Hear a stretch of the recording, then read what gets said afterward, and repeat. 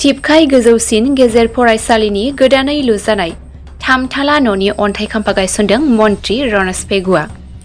पटबटजरानि टिपकाय गोजौसिन गेजेर फरायसालिनि 7.5 कौटि रांनि गोदानै लुफुंनाय थामथाला न'नि अन्थाइ खाम्फा बेखेवनाय हाबाफारियाव आसाम सोरखारनि सोलोंथाइ मन्त्रि रनज पेगुआ नुजाथियो।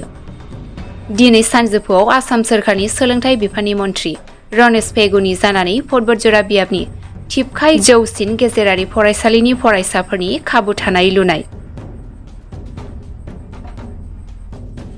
दिनै सानजौफुआव आसाम सोरखारनि सोलोंथाइ बिफाननि मन्त्रि रनज पेगुनि जानानै पटबटजरा बियाबनि टिपकाय जौसिन गेजेर फरायसालिनि फरायसाफोरनि खाबुनि थाखाय लुनाय 7.5 कौटि रांनि थामथाला बिल्डिंनि अन्थाइ खाम्फानि गोथार बेखेवनाय हाबाफारियाव बाहागो लायो। बे फोरबोआव गौरीपुरनि बारग' एमएलए बनेन्द्र कुमार मुसाहारि, बिलासीपारानि बारग' एमसिएलए अशोक कुमार सिंघी, सामलाय आफादनि आफादगिरि, फरायसालिनि गोरायुं बिबुएस ब्रह्मजों लोगोसे गोबां अनजिमानि आयदा फोरोंगिरि, फरायसा आरो मुंदांखा सुबुंफोरा बाहागो लादों।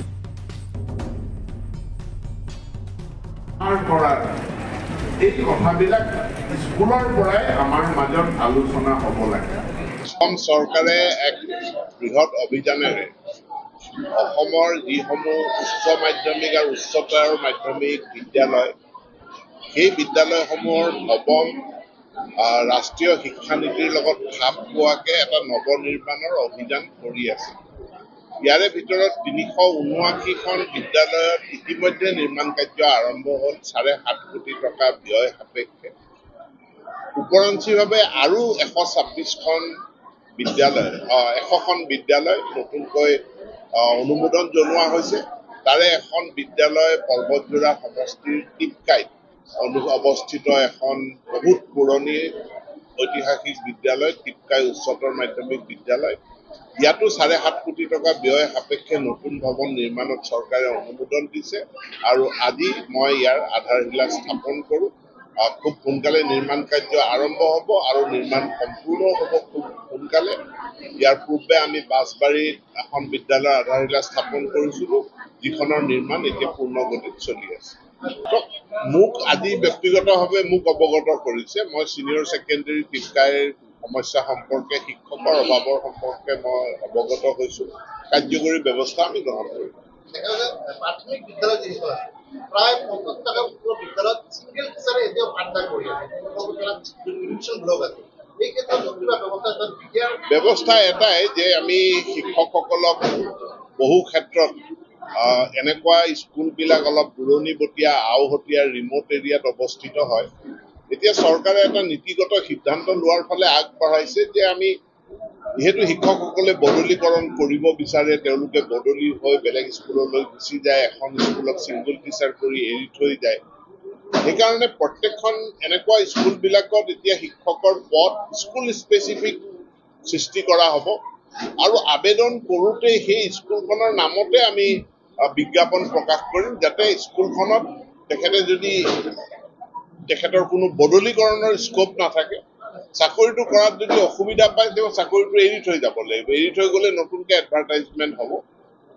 অন্যথা আমি এই দূৰৱৰ্তী বা যিবিলাক আওহতীয়া ৰিমট এৰিয়াত থকা বিদ্যালয়সমূহত শিক্ষকৰ সমস্যাটো সমাধান কৰাত ডিপাৰ্টমেণ্টেও অসুবিধা পাইছে, কিন্তু আমাৰ প্ৰচেষ্টা চলি আছে। আমি এতিয়া মিনিমাম 2জন শিক্ষক সকলো LP স্কুলত দিয়াৰ কাৰণে আমাৰ এই মাহতে আমাৰ ৰেচনেলাইজেশ্যন হ'ব। মই জানো অসম চৰকাৰ ৰেলৱে মন্ত্ৰী মিনিষ্টাৰৰ লগত ৰেলৱে মন্ত্ৰীয়ে নিজে আহি পেলাই অসমত কৈছিল অসমত ইণ্ডাষ্ট্ৰিয়েলাইজেশ্যন হ'ব লাগে। ইণ্ডাষ্ট্ৰিয়েলাইজেশ্যনৰ কাৰণে আমি এটা যোগাত্মক বাতাবৰণ সৃষ্টি কৰিব লাগে। ইণ্ডাষ্ট্ৰি যদি হয় তেতিয়াহ'লে আমি উপকৃত হ'ম, আমাৰ ল'ৰা ছোৱালীয়ে চাকৰি পাব, আমাৰ ল'ৰা ছোৱালীৰ সংস্থাপনৰ ৰাস্তা মুকলি হ'ব। যদি ইণ্ডাষ্ট্ৰি নহয় তেতিয়া কেৱল আমি অসমৰ চৰকাৰী চাকৰিকেইটাক লৈ পেলাই আমি তাকে লৈ সাৱটি থাকিব লাগিব, যি আমাৰ নিবনুৱা সমস্যা সমাধান কৰিব নোৱাৰে। লাখৰ হিচাপত আমাৰ ল'ৰা আজি কেৰেলা, বেংগলোৰ, চেন্নাই আদিলৈ কাম বিচাৰি যাব লগা হৈছে। গতিকে অসমৰ ইণ্ডাষ্ট্ৰিয়েলাইজেশ্যন মুখ্যমন্ত্ৰীয়ে যি পদক্ষেপ লৈছে সেইটো অতি গুৰুত্বপূৰ্ণ।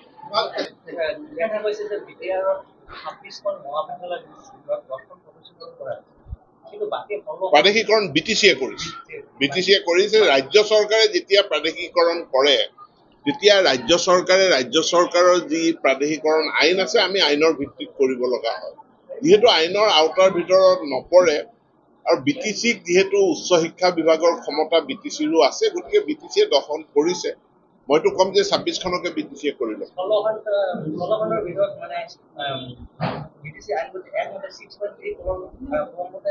এখন 6.3 টো আইন নহয় এখন চুক্তি এইটো চুক্তিৰ দফা এতিয়া BTCয়ে যিহেতু প্ৰভিন্সিয়েলাইজেশ্যন কৰিব পাৰে 10খন কৰিছে মই ধন্যবাদ জনাইছো আৰু বাকি 16খনকো কৰিবলৈ মই আহ্বান জনাইছো